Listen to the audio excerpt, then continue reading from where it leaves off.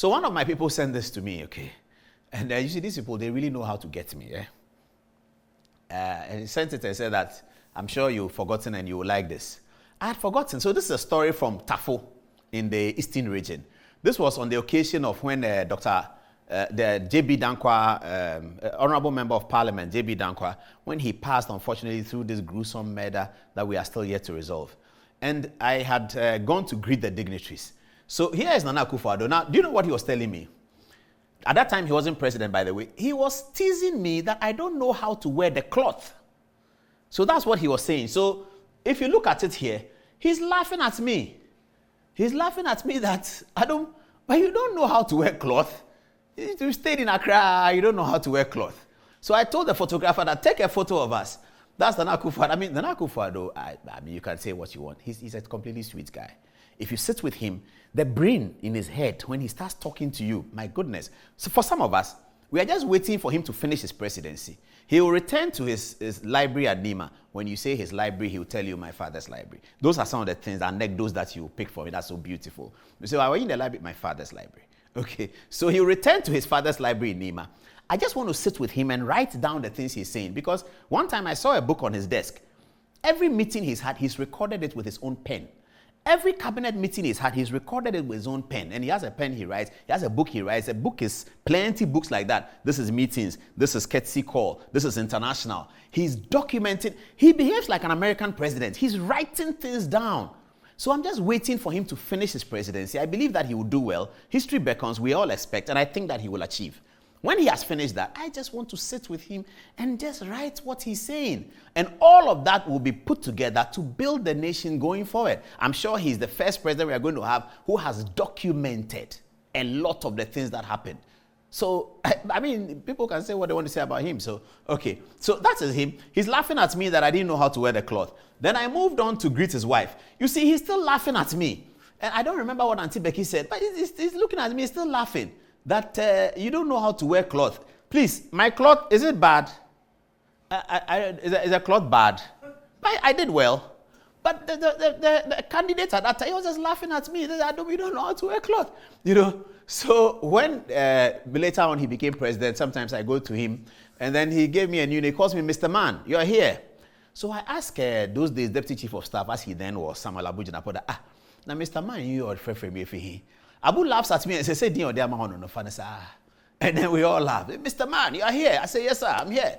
And then we go on and talk and talk and talk. Now, following his politics for several years now, more than decades now, what I like about him is his response to the low side, his response to his electoral defeat. I believe that's what made Ghanaians enamored of him. Here is a politician, firebrand, fire-fighting politician, Kumi Preku leader.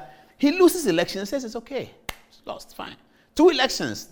After he lost, he went to court. Court says no, he says it's fine, I'm fine. Let's move on. That's the kind of politics we need in Ghana. Not people when they lose, then they don't want to understand it. I mean, people lose elections in the bizarre circumstances. They understand it. Watch Nana Akufo-Addo now, after 2008 election, when he lost. This is what he told Jared Met. Have a look. I think most people in the country thought I was going to win.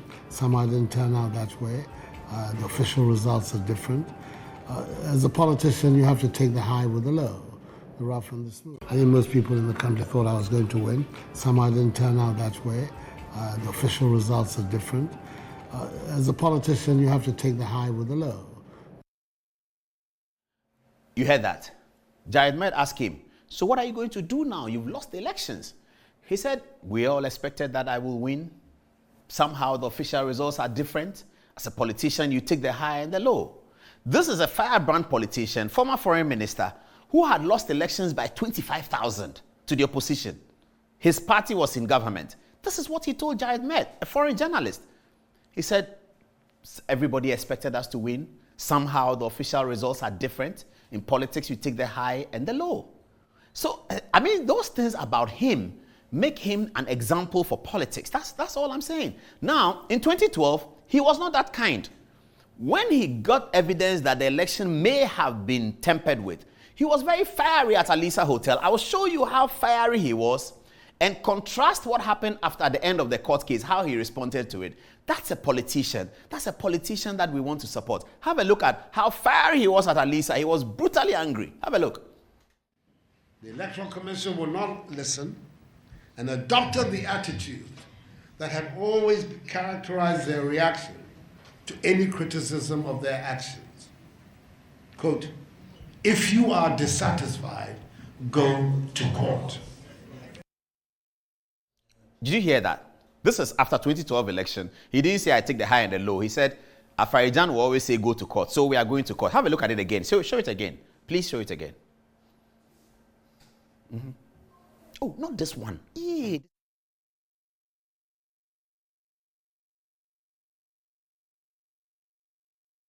The Electoral Commission will not listen and adopted the attitude that had always characterized their reaction to any criticism of their actions. Quote, if you are dissatisfied, go to court. And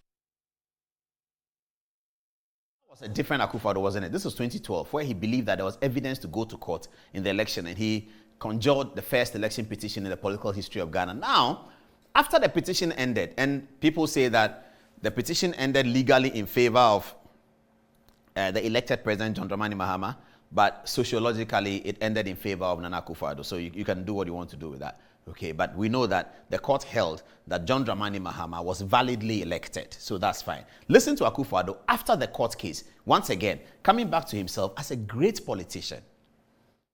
Whilst I disagree with the court's decision, I accept it. I accept that what the court says brings finality to the election dispute. We shall not be asking for a review of the verdict so we can all move on in the interest of our nation.